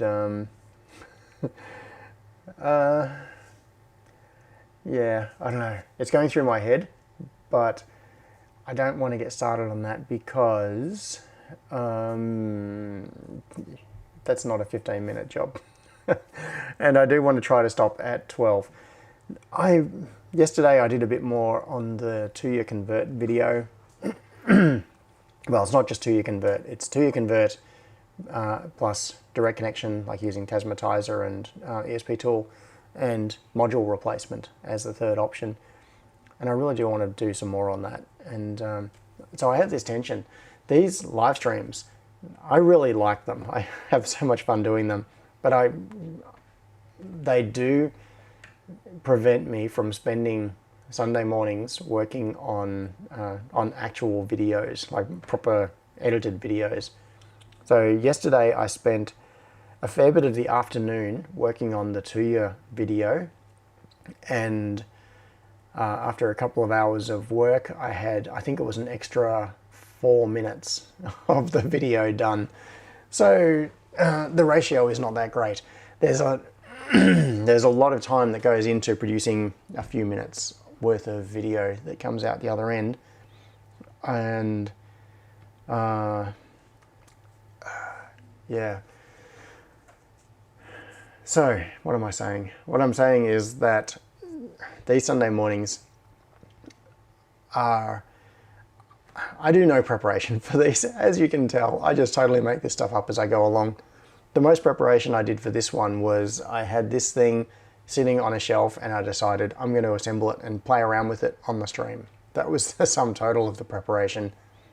And because it's so easy to do live streams, the temptation is to just do live streams and not put the many hours of work that goes into every minute of an actual video that's been properly edited. So, in fact, I wish this process wasn't so laborious. Yeah. Oh, James said we need the party poppers activated again. Yeah, I should do that. I need what is it? It's February, so it's a few months away from my birthday. Maybe on my next birthday, on the 1 year anniversary of the party popper episode, I can bring back the party poppers. So anyway, my point was, I do want to be doing more work on the proper videos, and I'm actually opening Final Cut Pro right at this moment. So zoom, come on, zoom. But what I'm going to do is switch over to my desktop view so you can see. Come on, go gadget desktop. Come on, OBS, switch. My computer is busy doing stuff at the moment with Final Cut, and it's not responding to commands in OBS to change to the desktop view. It's just totally ignoring it. Hang on, I'll see if I can change it through this way. Yes, okay. So this is my Final Cut timeline for what I'm doing with the 2-year video. And you can see there's... I'm going to hit mute on this so you don't get all of that background as I'm scrubbing across the timeline. So this is like a multi-camera thing where I was narrating, and then the graphics that show all the different parts of it, and 2-year module stuff. But the point of all of this is look at all these little snippets of video and multiple layers of things. So it's video of me describing things, and then the visuals that go along with it, and capturing the console while I'm explaining what I'm doing. And what I did yesterday was, what did I do? Oh, I did from here. So that is at the, where is it, 9, it's at about the 10-minute mark. And I got to there. Yeah, I got to here, which is not quite at the 11-minute mark. So I did 50, yeah, so editing this part and getting all the timing correct, that's about 50 seconds of video, that part there. And it took me a couple of hours. So I'm not the most efficient when it comes to video editing. And you can see, that's only a small part of all of this. Yeah, anyway, I need to get back to doing real videos. Come on, change view, front camera. Front camera is back. All right. Where am I can't see anything now because I'm in Final Cut. Where are we? Okay, I'm back. So, let's see. Ooh, I just saw a possible interesting squirrel comment to chase. Well, let's see. Oh, Def Bomb! Thanks for coming along. And,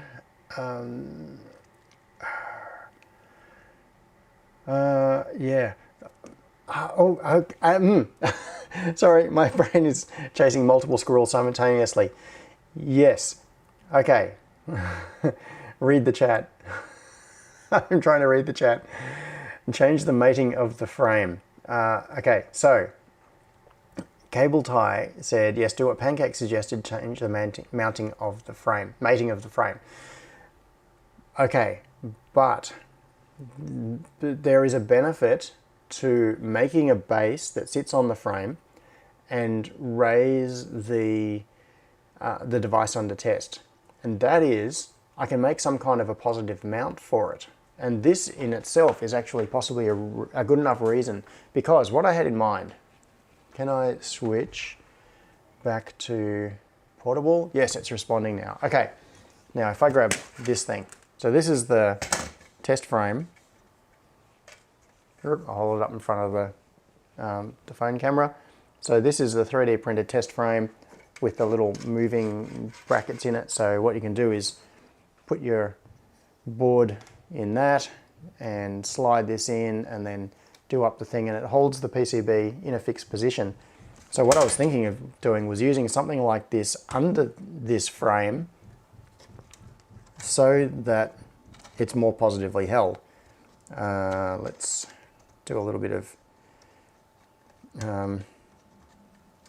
playing around here. Put that one in there, put that one in there.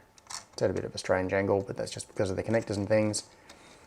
Bring that one in there and undo that one. Spin it around to the triangular side, bring that one in there, do them up.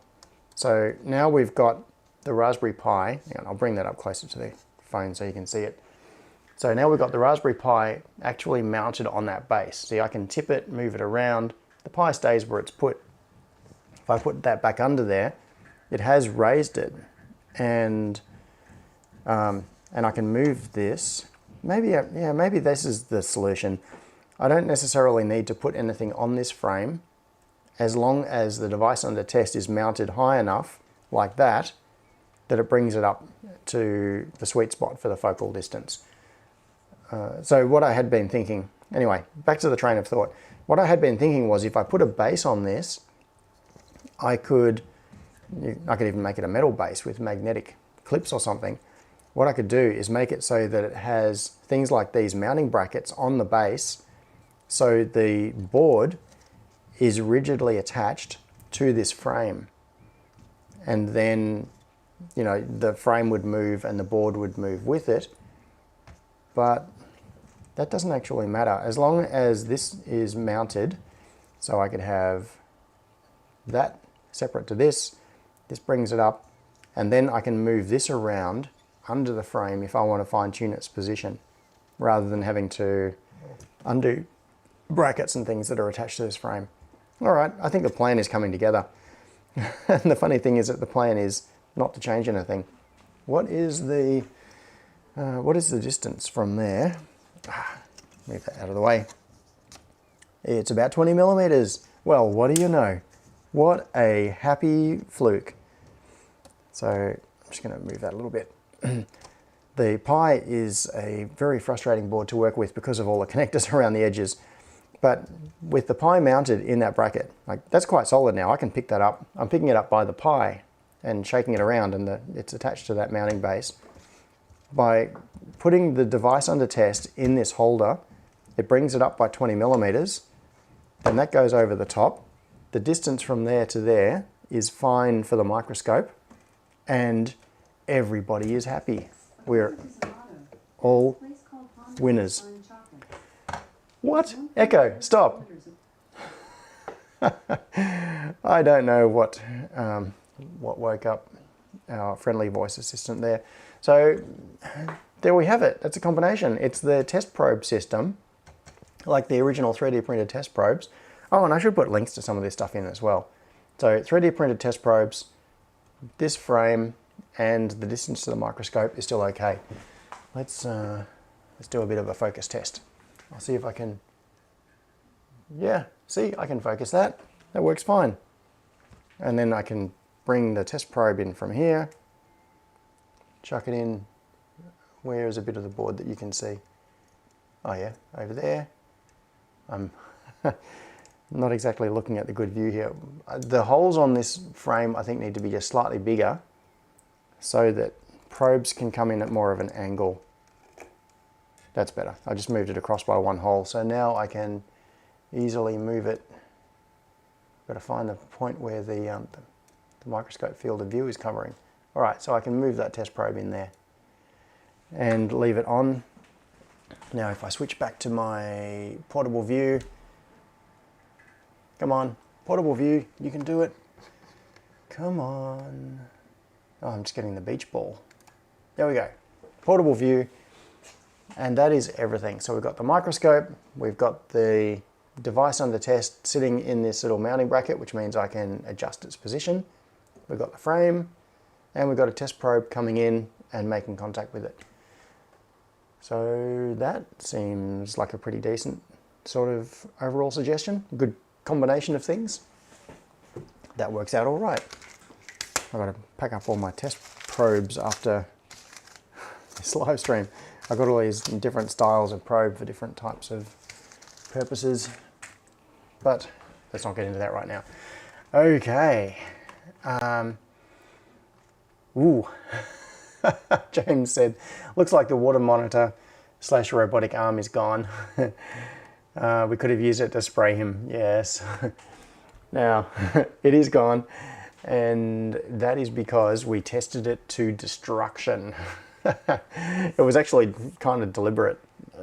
So my client from the water cannon company, the water truck company, was over, and we turned off collision detection, and he actually had his sons over here, so his two young boys were here. We turned off collision detection and gave them the joystick and said, try to break it. Because we wanted to see see what would happen, basically. And they, so what ended up happening was that we need to find weak spots, and if you break something, then whatever breaks first is the weakest point, and then you can make it stronger, and then you find what breaks next.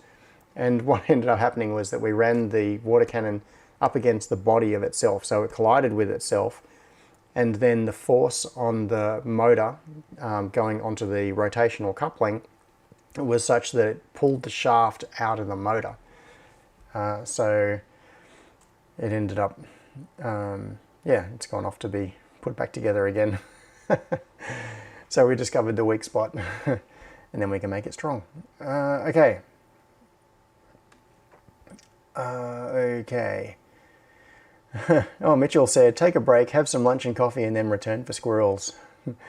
No. It is really tempting. There are many times during the week I think I should just start a live stream with, whatever I'm doing. But if I get a chance to today, on this fine Valentine's Day, which means I shouldn't be doing anything else, I would like to do some more on the 2-year video rather than another live stream. These live streams I actually prefer. It is so much more fun making a live stream than it is making a video. Making a video is just hard work. Oh, Cable Tie said, we can tell you're dropping frames. Yep. All right. Cable Tie said, no prep, really? The live streams looks perfectly scripted and choreographed to me. Yes. So smooth. Oh, the Celtic Beast said, can I post a link in chat?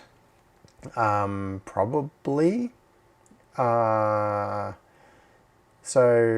in order to post a link, you need to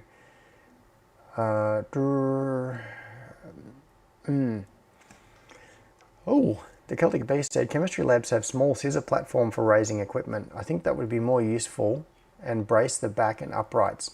All right, Celtic Beast, I am going to make you, this is a, I'm going to make you a moderator. I actually have no idea who Celtic Beast is, but you are now a moderator, which means you should be able to post a link. So if you can post a link, that's great, and then, sorry, but because I don't know who you are, I'll remove your moderator status again afterwards. Now, what I was going to do was post links to some of this stuff before I sign off. And, Ilix said 2 a.m. here means I should hit the bed. Good night, Ilix. Or Ilix, I appreciate you coming along. It's pretty hard when a live stream starts at midnight in your local time. And now, am I looking at the right thing? No, I need... What I'm looking for is the URL for this. Am I in the right Google Docs? Peter Lawler, clearly Celtic Beast is a beast from Celtish. Wherever. Oh, okay, so DefPom said, normally a non-mod can post a link, but someone has to approve it. All right, so I can post links as a mod. Yep, so James can post links. So Celtic Beast, you should now be a mod, and please post the link, because I think what you were going to post was a link to the little scissor lift thing from Chemical Labs, which is interesting. But let's see, I am just looking up. Ah, here we go. So Celtic Beast has just posted a link to Amazon, and I'm just opening it. Oh, oh, that's so cute. Hang on, I've got to switch to a desktop view and show you this. So this, come on, OBS, switch. It's telling me it's dropping frames like crazy.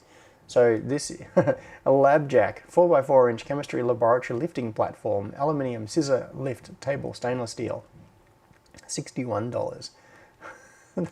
That is really cool. It's like a little sizzle jack for a car or a high lift platform. Yeah,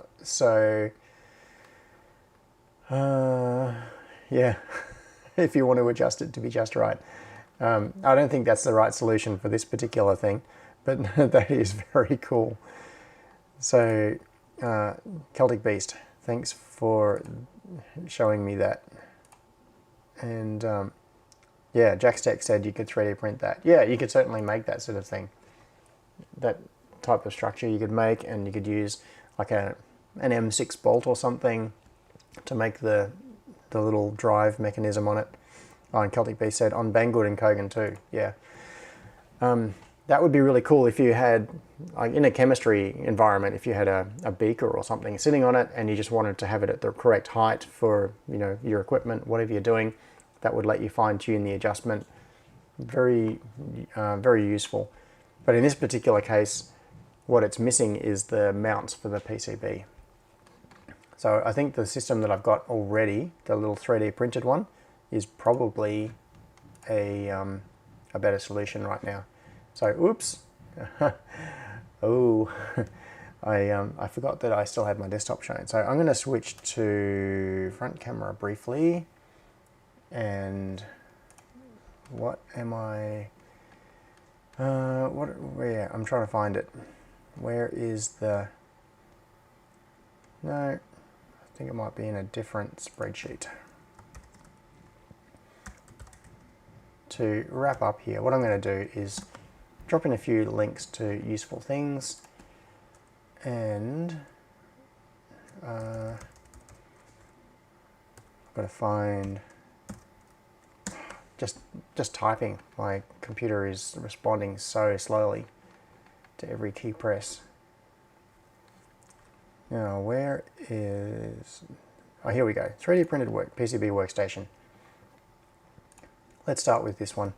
So this is a video that I did a little while ago.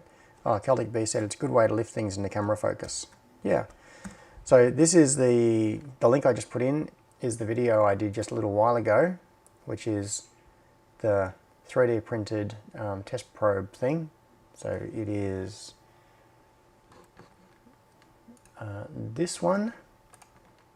And in fact, that screenshot that you can see here, that thumbnail preview, that is showing the wheelchair motor controller with CAN bus on it. And the thing I was talking about earlier, that's what's sitting on the test frame, and you can see some test probes coming in there. So yeah, in the tutorial it shows all the parts, how to put it together, making the little test probes that come in.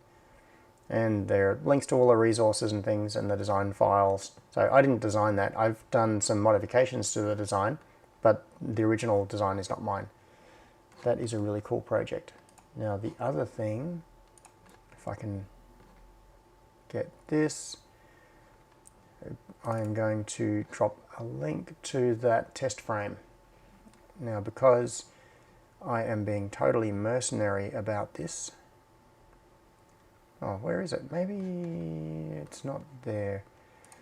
All right. I am going to, oh no, okay. Here we go. I'm going to drop in this URL, which is for the test frame, just in case anybody else does want to to do that. Alright, I'm gonna...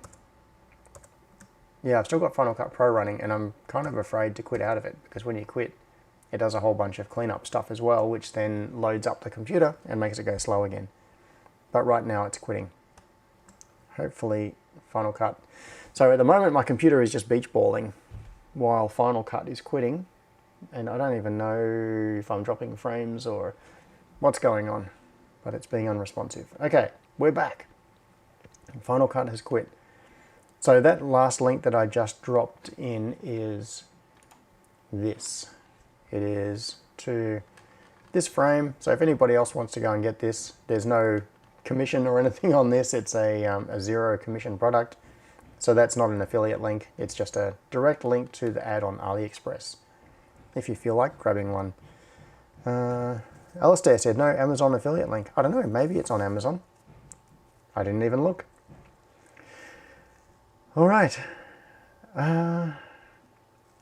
Oh, Jack's Tech said, pretty sure there's a full print-in-place version on Thingiverse last time I was on there. So that's talking about the scissor lift table, I think. Definitely worth looking at. All right. Now, I am going to call it here. We've hit the 2-hour mark. Oh, can you hear hammering? Someone just over my back fence is hammering very, very loudly. And my stomach is grumbling, and it is time to grab some lunch and go and say Happy Valentine's Day to my wife. I really should do that. So, as Mitchell R said, smash that like button. Yes, give it a thumbs up or give it a thumbs down. You know, the funny thing is that the YouTube, so my understanding is the YouTube algorithm doesn't actually care if you give a thumbs up or a thumbs down, because in either case, it's just engagement. So if you get lots and lots of people giving thumbs down to a video, that shows engagement, and it's actually a good thing in terms of the result. So, but it still makes me feel sad whenever I see a thumbs down. So please, thumbs up on the video and subscribe if you haven't already. I feel bad doing all the usual YouTuber things. You know, please smash that like button and subscribe and click the bell, you know, all those sorts of cliched things. And I'm going to get back to working on that 2U video and hopefully have that out soon. I've got to do more of the air quality sensor one as well, because I've got 2 more air quality videos coming, and there's a fair bit of that actually filmed. In fact, in my Final Cut Pro like working library, I've got, I think, about 6 videos that are all partly done, and I need to just focus. So for now, I'm focusing on the 2-year one. No other videos are getting any work done on them until the 2-year video is done, and then I'm going to work on another one. So I'll get there eventually. Oh, DefPom said thumbs down does hurt it. Okay. So no thumbs down then. Yes, Michael, algorithms will be the last life on Earth. They will. For now, I hope you are having a fantastic Lockdown v 3.0 Day 2, if you are here in Melbourne with me. Otherwise, just a great Valentine's Day weekend, and I will see you all really soon. If I just started randomly live streaming sometime, would anybody mind? Hopefully not. I might do that. The temptation comes over me sometimes. So you might see me during the week. Okay, I am going to go now and grab some lunch. So thank you very much. I appreciate you all coming and hanging out with me on a Sunday, and I will keep doing the DIY tech stuff rather than the unboxings. Now, is this going to switch to end when I click this button? I don't know. So I'm just going to wave goodbye, and we'll see what happens. Bye.